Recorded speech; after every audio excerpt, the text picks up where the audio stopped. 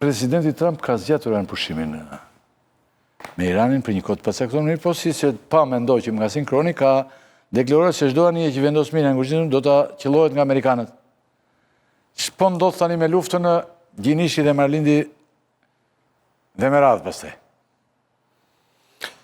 Po, dhe konkretisht me ngushtisën e Hormuzit. Po, do duhet që nesër të fillonte një raund tjetër bisedimesh midis Shtetet Bashkuara të Amerikës dhe Iranit, por presidenti Trump njoftoi që do të ketë një kohë shtesë pa përcaktuar afatet se sa do jetë kjo kohë shtesë.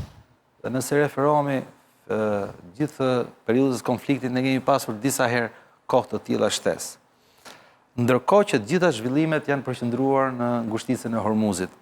Të dyja palët pretendojnë që e kanë nën kontroll ngushticën e Hormuzit, po në vërtet secila ka pjesërisht në kontroll ngushticën e Hormuzit. Në çfarë kuptimi? Irani për shembull ka sekuestruar ose ka goditur dy anije. Njëra me flamur grek, cilën mendonte që ka lidhje me Izraelin, ndërkohë që dhe Shtetet e Bashkuara të Amerikës kanë sekuestruar një anije iraniane në Oqeanin Indian, dhe tani sapo njoftonin mediat e huaja që ekipi kësaj anije është stacionuar në Oman para pak minutash. Tani, si është çështja e Hormuzit, se kjo është pika e nxehtë me sa duket, dhe për të qenë korrekt me shikuesit, të dyja palët nuk janë të sinqerta, sepse secila pretendon dominimin ose kontrollin ekskluziv të Hormuzit. Blomberg për shembull bëri një paraqitje mbi atë që ka ndodhur në ngushticën e Hormuzit këto kohët e fundit, dhe thonte që 34 anija iraniane kanë çarë rrethimin e Shtetet Bashkuara të Amerikës. 34 anije iraniane, midis tyre cisterna dhe anije madhrash. Tani, teksa flasim për ngushticën e Hormuzit, nuk duhet të harrojmë edhe dëmin e madh që bëhet. Midis diskutimeve që kemi bërë hera herazi mbi dëmin ekonomik, ka një parashikim që 15.000 kompani nga viti 2026 dhe në vitin 2027 janë të kërcënuara me faliment, vetëm për krizës së Hormuzit. 15 kompani botërore. Janë shumë. Nga ana tjetër, teksa flasim për Shtetet Bashkuara të Amerikës dhe krizën e madhe, nuk duhet të harrojmë që edhe vetë Irani, ngushticën e Hormuzit e ka jetike. Rrethimi që po i bën Shtetet Bashkuara të Amerikës, qoftë transporti detar, po qoftë porteve të Iranit, janë jetike për Iranin. Dhe gjithë loja bëhet sa do të duroj Irani? A do të duroj dot deri në fund? Se nëse Iranit i ndërpritet eksporti i naftës, nuk ka rezervat mjaftueshme për të duruar një embargo kaq gjatë. Ky është një nga problemet e mëdha. Nga ana tjetër, duhet të thënë që edhe puset, se nëse s'ka eksport, bllokohen dhe puset që nxjerrin naftën, puset e naftës kanë mekanizma të cilat nëse rrin 2 javë pa pushim, pa punuar, fillon shpërbërje, fillon shkatrimi, fillon dëmtimi i tyre.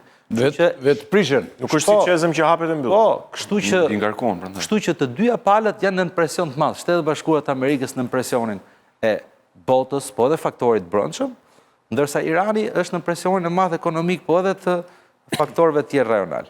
Tani përtej kësaj ka zhvillime të tjera të cilët gjithashtu rrisin presionin. Kush është një nga më të rëndësishmet? Teksa presidenti Trump u mundua të sqaronte që zgjatja e kohës armëpushimit kishte të bënte me frakturat që ka brenda sistemi i Iranit, duke pretenduar që një pjesë radikalesh dhe një pjesë reformatorësh ose të moderuarshit përplasen me njëra tjetrën, gjë që Irani e mohon, megjithatë nuk është në gjë e çuditshme që të ketë gjithmonë atje ka pasur pjesë të rrymës radikale dhe pjesë moderuar. Ajo që është interesante është se ç'po ndodh në Shtëpinë e Bardhë.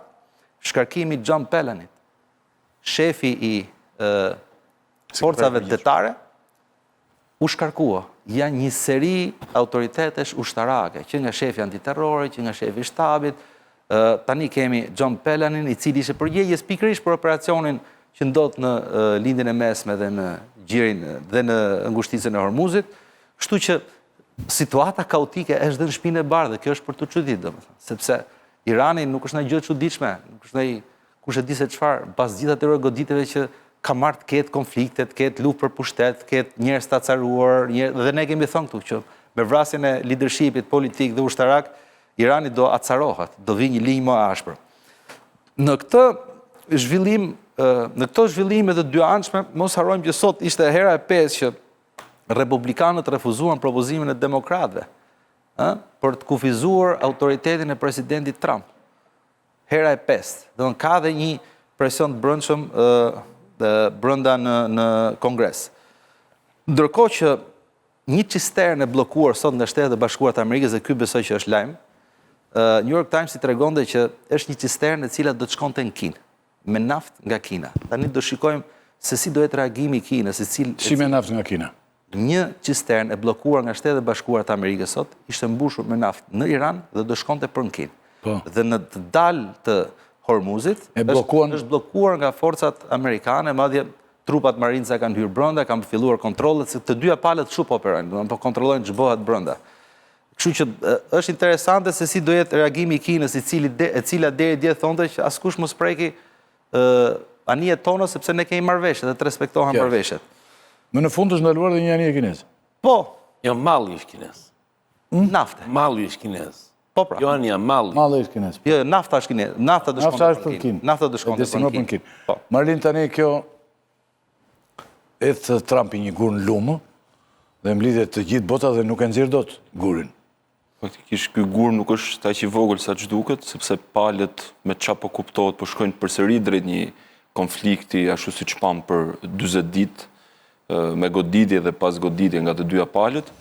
Duket qartë që loja e Iranit për ngushticën e Hormuzit ka qenë një lojë e suksesshme në aspektin strategjik, ai sa ka detyruar palët të çojë drejt një tryeze bisedimi, pavarësisht se nuk kanë konkluduar për një sër arsyesh, qoftë për programin e pasurimit uraniumit, qoftë për çështjen e programit të raketave balistike me rrezet gjatë veprimi, qoftë edhe për çështjen e, le të themi, e një farë liberalizimi të regjimit, ashtu siç pretendon presidenti Trump.